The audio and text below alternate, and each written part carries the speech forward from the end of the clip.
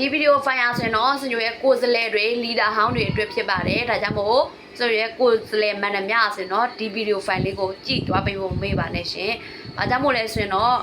အခု reset တွေပေါ့နော်ကျွန်တော်တို့တင်တန်းတွေလောက်လာတဲ့တစ်ဖက်မှာလည်း online social media ကိုကျွန်တော်ကိုယ်တိုင်ကထိုးပေါက်နေရတယ်အဲ့ဒီချိန်မှာဆိုရင်တော့တင်တန်းမတဲ့ရက်တွေလည်းအများကြီးပဲရှိမယ်ဆက်ပြီးတော့လည်းရှိနေအောင်ပါအဲ့ကကြတော့ကျွန်တော်ကိုအားကိုပြီးတော့ဝင်လာတဲ့စီးပွားရေးကိုယ်စားလှယ်တွေအတွက်ပေါ့နော်ပြောချင်တာတခုကကိုကကိုယ်စားလှယ်ပဲခေါ်ချင်တယ်ဆိုရင်လည်းခေါ်လို့ရပါတယ်ဒါပေမဲ့ကျွန်တော်တို့အခြေခံဖြစ်တဲ့ဈေးရောင်းနည်းကိုတော့ကျွမ်းကျင်နေမှရမယ်။ဘာကြောင့်မို့အဲ့လိုပြောရလဲဆိုတော့ကိုယ်တိုင်ဈေးမရောင်းရင်တောင်မှအဲ့ဒီဈေးရောင်းနည်းကိုမသိတဲ့ခါကျရင်ကိုနဲ့အတူတူလိုက်ပါလာတဲ့သူတွေက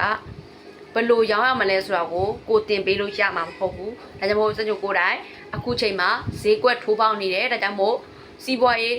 ကိုယ်စားလှယ်ထိန်းသိမ်းတဲ့ဘိုင်းကိုအများကြီး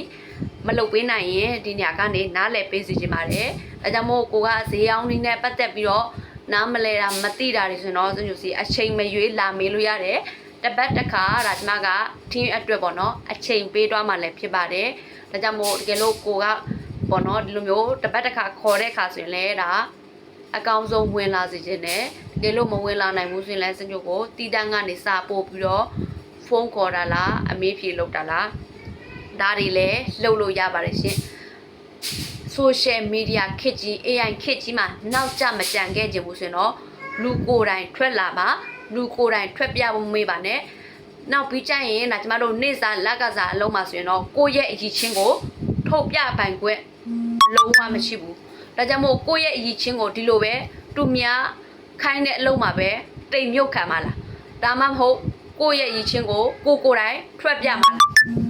ကိုယ်တိုင်ထွက်ပြမယ်ဆိုရင်ကိုယ်တိုင်လုံးမရမယ်ကိုယ်တိုင်မလုပ်ဖဲနဲ့ဘယ်လိုမှချမ်းသာမှုအစစ်အရတာကိုခံစားနိုင်မှာမဟုတ်ဘူး post တင်ရုံကြော်ညာတင်ရုံလေးနဲ့လုံးဝမရက်တတ်ပါနဲ့မိမိကိုယ်တိုင်